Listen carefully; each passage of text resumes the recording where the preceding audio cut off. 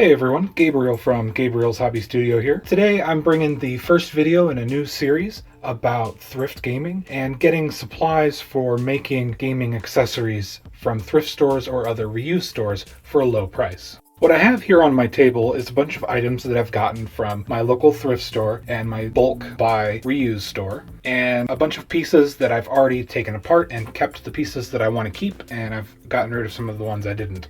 Now, you can do a lot with items that you find at a thrift store, especially when you're going through the old toy section, or even if there are old little model kits like train kits. Those are very useful as well. The first thing that I'm going to discuss is these pieces in the top right. These are from a Star Wars speeder toy. I kept the front section and where the feet go. This sits underneath of it like so. I really liked these pipe bits here on the side, and I can cut those off and use those for something else. Or I can leave it as a whole and just add to it and make it look like a cannon or some other kind of weaponry for a building defense or for a vehicle. I also took the control panel from the Star Wars kit just because I always like to get control panels from old toys that I get because you can always reuse those in terrain pieces. I also have these two bags that were on the side of the speeder bike. I like these pieces because they will fit nicely onto the side of a building to denote a med station, med pack, anything that's kind of modern-ish or futuristic. For this section, I like the feet part because I can take them off and use them over top of tires as tire guards, or I could use them on the side of a building with this texture here and just cut a little deeper into it, and I'll have a couple of vents that are coming out of a building. These pieces can be used for some sort of structure. And then this top part here I really like because it's got this knob on the end of it right there. And then it's got this here, which originally held this into the toy. But if I cut it from here and stick this into a wall, I now have a knob that I can hang something from. And I was thinking about hanging chain from it to use as chain ladders or chain to climb up on in terrain. In the bottom left, I have a bunch of toy rail tracks. I think they're rail tracks, and these are Tommy toys. I found enough of these to fill a 5-gallon bucket, so I have a lot of these. I'm thinking that these are going to be great for modular walkways, as they already have an infrastructure, so that way you can snap them together. And then all I need to do is dress the top of them and the sides of them, and of course paint them. These could also be used as a walkway along the side of a building, just by gluing along this flat edge here. I found a couple of other neat items when I saw these Tommy tracks. I saw this little support structure that looks just industrial enough that I can add some more texture to these flat boring sides. And then this is a structure for a walkway. What I can do is I can attach a couple of these and then use that as a post to hold part of my walkway, of course having some on the other ends to support it. So this adds a nice industrial type of piece, and I don't have to put too much work into it aside from this side here and this side here. Next, I found these pieces which fit together, and there's a hole in this one that you're supposed to put a screw or a rivet or something through to hold these two at a predetermined length. There's a lot of hole filling that I want to do in there to make it work. I was thinking these would also work against a wall to give the illusion of a structure on the side of the wall with beams that are crisscrossing up.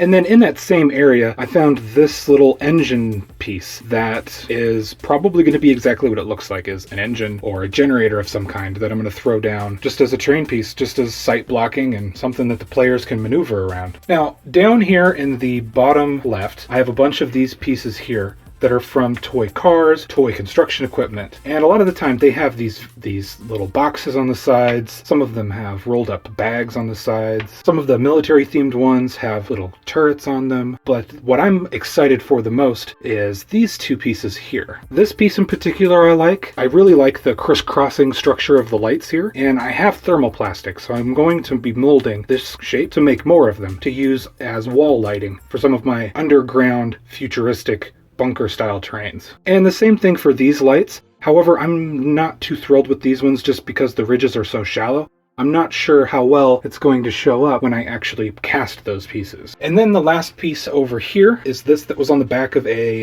ATV, and it has this winch. This actually does circle around. It does have some rope texture inside of the spindle. which works, but I could actually throw in some chain on here and just attach this to the back of a vehicle or a building and have this actually be a piece of terrain that the players can manipulate by doing something in game. Still on the bottom left, we have the squirt guns and Nerf guns or little foam guns, little blaster things. These are great because a lot of their shapes are kind of futuristic. This one in particular is good for me because it looks like a generator I can slap on the side of a building, or if I wanted to, I could actually build a tube back out of this shape and make it into an energy cannon of some type. And if you're really lucky, you'll find games that are missing pieces, or you'll just find game pieces around at your thrift store or the warehouse store. These are great because some of them actually will work as tokens that you can use if you don't have a lot of miniatures at the moment, or you can use them as point trackers for other things. One thing that I found were these giant checker pieces. There was no board and it was an incomplete set, but I grabbed all of them that I found, and this is exactly 3 inches in diameter. I misspoke. It is somewhere between a 1/16 and an 1/8 of an inch off from being exactly 3 inches. But this is perfect for using as a base. You put a statue on here, some large mini that you want to make as a statue piece. You could turn these into larger bases for larger models or larger miniatures. Or for me, because I play Necromunda and Warhammer 40k, this works as a 3-inch template. Or you can make smoke grenades out of them, which is what I've done here. All I did was take some pillow filling and I hot glued it to the inside of this checker piece. So now I have a smoke grenade terrain piece that I can plop down, and this is 5 inches around, which is the same diameter as the smoke grenade in Necromunda. Over on the left-hand side, we have a couple of iron gates. This one has a workable lock and workable door. So again, it's another piece of interactable terrain that you can put down for your players. I really enjoy doing that any time that I can. Just have some kind of terrain down that the players can actually pick up, unlock said door, and then open it. And then if they want to, they can close it again, lock it up again. And then if they don't, well, I can use that as, well, you guys forgot to lock the door. And with the fencing that I just mentioned, this is not too good looking on the back end, but the front end looks decent. Barbed wire thing on the front. This is just going to be nice as a way of putting down on the table and blocking straight path through, so they'll have to go around it. Now, to the top left, we have a toy plane I've already pulled apart. The bottom section of the plane was actually really damaged, and not too much of it was salvageable, and most of it was smooth plastic that had no texture at all. The thing that I really liked about this one in particular is it does have the propeller piece, which I can use to make a propeller in a wall that, you know, a droid could get sucked up into, or something on the ground that a player could actually fall over the edge and fall into. The water landing strips are actually nice. The sides of them are not really textured too much, but with a little bit more work, a little bit of carving in to give it more lines in here and more damage, this could be serviceable as a vehicle wheel. I could actually use this to make my own tank. The top of the plane has a lot of texture in it, and it's got a lot of little simulated rivets and patchwork there. There's some damaged scars that aren't showing on camera too well here. And then here, I think you can see those ones better. And then the same thing for the wings. They've got the patchwork, the little rivet pieces. The thing, though, that drew me to this plane right off the bat was this engine piece. These pipes would be great to fit into a vehicle or the side of a building and then work on having a little bit of smoke coming out of the top of it. This engine could be serviceable as a generator up against the side of a wall. I could actually use this as an engine itself, sitting on or in the side of a vehicle. And this also has the same kind of simulated scarring on it as well. So that helps. I won't have to do as much, but that's not really too noticeable, and it's too uniform. But this is what drew me to that plane in the first place. And at the top of the screen, we have the Nerf Twinsicle. It's just a saw blade looking piece of foam. I wanted to make a piece of mining equipment that I could use in my Ash Wastes or any kind of Mad Max style game, and this will work perfectly. However, the real benefit for me having this is it's the exact same thickness as these floor tiles, which I had off screen because they take up most of the camera space. What I can do is I can just use this one as a template and then trace around here, make as many of these saw blades as I want. Now in the middle here you might be wondering, why is this thing missing its head? It's because I cut it off. I did not like the very toy-ish looking head on this alligator. Now, all of this is me working with it with a mix of green stuff and milliput. I did have to do some work on this to get it to the shape that I wanted it to be, and I haven't worked on it a lot since then because I got tired of sculpting.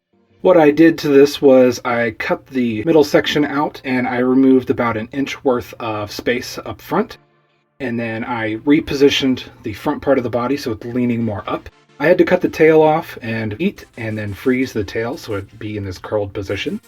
And then this green stuff work is just to blend in that area, and there's still a lot of work and a lot of cleanup that needs to be done. This is a video in and of itself that will be coming out as soon as I finish the project, so keep an eye out for that if that's something that you are interested in. Really luckily, the same time that I found this guy, I found this crocodile one as well, with the movable jaw. I don't think I'm going to do much or any reworking with him, because animal toys are actually really great for just using as monsters. And the really nice thing about using this as a monster in, say, a role-playing game is its size. It is going to be a difficult fight. This is the Beastman Pit Fighter that I did in a previous video. And then here is the gnome, which is coming up soon.